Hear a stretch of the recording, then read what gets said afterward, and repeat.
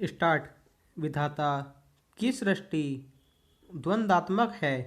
यहाँ सुख है तो दुख भी, लाभ है तो हानि भी, यश है तो अपयश भी और जीवन है तो मरण भी। इस संसार में सुख दुख धूप छांव की तरह हैं, जो सदैव स्थान बदलते रहते हैं। संसार में कोई ऐसा नहीं है जो इनसे बच सका हो। इसलिए इस दुनिया में सुखी वही है जो इन दोनों को सहज रूप में लेता है और विधाता का दिया हुआ उपहार मानकर स्वीकार करता है। गीता में तो इस चराचर जगत को दुखालय ही कहा गया है। इसलिए इसे मानव धर्म मानकर जीवन जीने का अभ्यास कर लेना चाहिए। इसके अलावा सुखी रहने का अन्य कोई मार्ग भी नहीं है। अगर दुख न हो तो मानव सुख का वास्तविक आनंद प्राप्त नहीं कर सकेगा। सचमुच सुख का अस्तित्व दुख पर टिका हुआ है। दुख एक तरह से मनुष्य का उपकारक है। पहरा, यह मानव जीवन रणभूमि है जहाँ मनुष्य को सुख और दुख दोनों से लड़ना पड़ता है।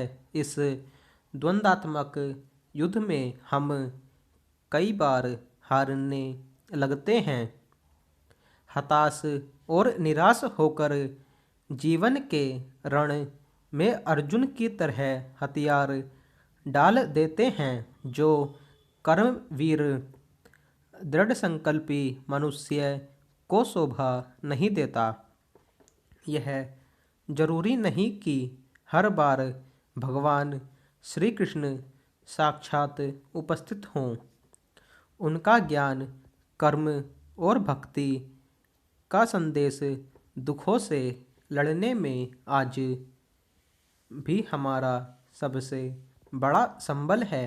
पहरा, मनुष्य जीवन एक परीक्षा स्थल भी है जहाँ दुख और कष्ट कदम कदम पर परीक्षाएं लेते रहते हैं।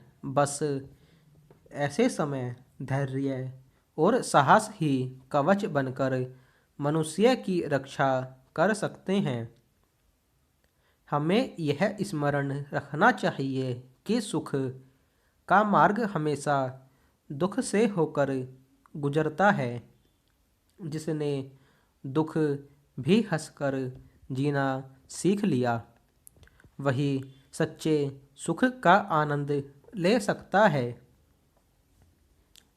जाड़ा गर्मी की तरह सुख दुख में भी सम रहने वाला व्यक्ति ही जीवन के सच्चे मर्म को समझता है। जीवन में यही समरसता जिंदगी की सच्ची परिभाषा है। यही गीता का संदेश है और यही मनुष्य का धर्म भी। स्टॉप।